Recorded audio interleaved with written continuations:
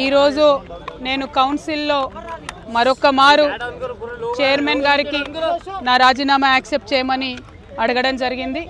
ఎందుకంటే నైతికత అనేటటువంటిది మనుషులుగా మన మనుగడకు చాలా అవసరం. నైతికత లేకపోతే మనుషులకు జంతువులకు తేడా ఉండదు. మనం మనుషులుగా, ఒక సంఘంగా, ఒక గుంపుగా, ఒక పార్టీగా, ఒక సంస్థలుగా ఆర్గనైజ్ అవ్వడంలోని అర్థం ఏంటంటే పెద్ద ఎత్తున సమాజానికి ఏదైనా మంచి చేద్దామని ఆర్గనైజ్ అవుతాం.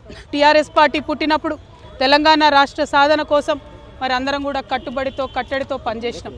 తదనంతర కాలంలో ఎప్పుడైతే అధికారం వచ్చిందో, ఎప్పుడైతే తెలంగాణ ఉద్యమ ద్రోహులంతా కూడా టీఆర్ఎస్ పార్టీలో చేరారో, అసలైన ఉద్యమకారులను, ఉద్యమంలో మనతో కలిసి పనిచేసినటువంటి ఉద్యమ సహచరులను రాత్రనక పగలనక గుర్తింపు ఉన్నా లేకపోయినా కార్యకర్తలుగా గ్రామాన పనిచేసినటువంటి లక్షలాది మందికి మరి టీఆర్ఎస్ పార్టీలో ఏనాడు ఇస్మంతా కూడా గౌరవం దక్కలేదు. వేలు పోస్టులు, డైరెక్టర్ పోస్టులు ఖాళీగా ఉంటే ప్రభుత్వంలోకి వస్తే కనీసం ఒక తెలంగాణ ఉద్యమకారుడు కూడా పార్టీ నాయకత్వానికి గుర్తు రాకపోవడం చాలా శోచనీయం. తెలంగాణ ఉద్యమంలో వేలాది మంది ఆడబిడ్డలు పాల్గొంటే నాలాంటి ఒకరిద్దరికి తప్పితే అవకాశాలు వేరే వాళ్ళకి రాకపోవడం దారుణం. అవకాశాలు వచ్చిన నాలాంటి ఒకరిద్దరిని కూడా చిత్రహింసలు పెట్టి, నానా విధాలుగా కట్టడిలు చేసి, నానా విధాలుగా అవమానం చేసి, రాజకీయంగా ఎదగకుండా చేసి మరి ఆ పార్టీ ఏం సాధించుకుందో తెలంగాణ ప్రజలకు చెప్పాలి. 9.5 సంవత్సరాలలో దాదాపు 14 లక్షల కోట్ల బడ్జెట్ పెట్టి, అందులో 12 లక్షల కోట్లు ఖర్చు పెట్టి 1,89,00,000 కోట్లు కేవలం ఇరిగేషన్ పెట్టినటువంటి మరి బీఆర్ఎస్ పార్టీ కనీసం ఎందుకు పేద ప్రజలకు ఇండ్లు ఇవ్వలేకపోయిందో తెలంగాణ ప్రజలకు సమాధానం చెప్పాలి. మరి చేసినాం, కొంత మంచి చేసినాం, కానీ అది పర్మనెంట్గా అందేటట్టుగా చేయలేదు. ఇంకా పెద్ద ఎత్తున చేస్తారన్న ఆలోచన, ఆశ తెలంగాణ ప్రజలకు ఉండే. బీఆర్ఎస్ పార్టీ నుండి ఇవాళ ఎంతోమందికి ఆశలు అడియాశలు అయిపోయినాయి. ఆశించినటువంటి వారందరం కూడా ఇబ్బంది పడ్డటువంటి పరిస్థితి. గౌరవాన్ని ఆశించినాం, గుర్తింపును ఆశించినాం. జనవరి 26 నాడో, ఆగస్టు 15 నాడో, జూన్ 2 నాడో ఒక తామ్రపత్రం ఆశించారు. అంతకుమించి మా ఉద్యమకారులు ఏం ఆశించలే. కానీ వాళ్ళకి ఎన్నడూ గుర్తింపు ఇవ్వలే. ఐడి కార్డులు అడిగితే ఆ గుర్తింపు ఇవ్వలే. వాళ్ళని కాదని కాంగ్రెస్ పార్టీని గెలిపిస్తే వచ్చినటువంటి కాంగ్రెస్ పార్టీ కూడా గత 2 సంవత్సరాలుగా మరి ప్రజలను, ఉద్యమకారులను, మహిళలను, ముఖ్యంగా నిరుద్యోగులను విపరీతంగా మోసం చేస్తూ వస్తున్నది. ఈ 2 పార్టీలు కూడా తెలంగాణ ప్రజలను గత 12 ఏళ్లలో మభ్యపెట్టినరు, మోసం చేసినరు తప్పితే ఒరిగిందేమీ లేదు.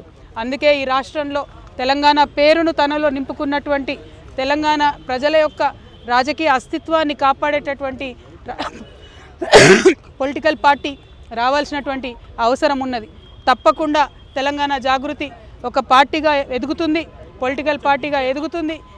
ఈ పార్టీ మరి తెలంగాణ ప్రజల పక్షాన నిలబడి పనిచేస్తుందని కూడా ఈ సందర్భంగా నేను తెలియజేస్తూ ఉన్నాను. మరి పార్టీ ఎప్పుడు ఏంది, విధి విధానాలు ఏందన్న అన్నీ చిన్న సాంకేతిక అంశాలు.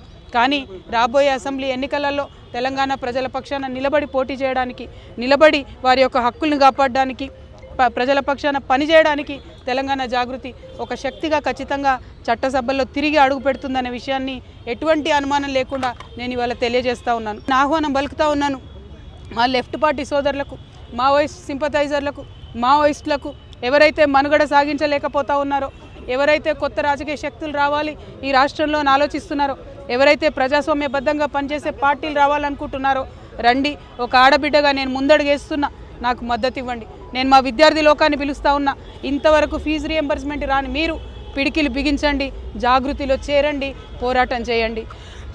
మా నిరుద్యోగ యువకులకు నేను పిలిపిస్తూ ఉన్నా, మీకు ఒక కొత్త రాజకీయ వేదిక వస్తుంది.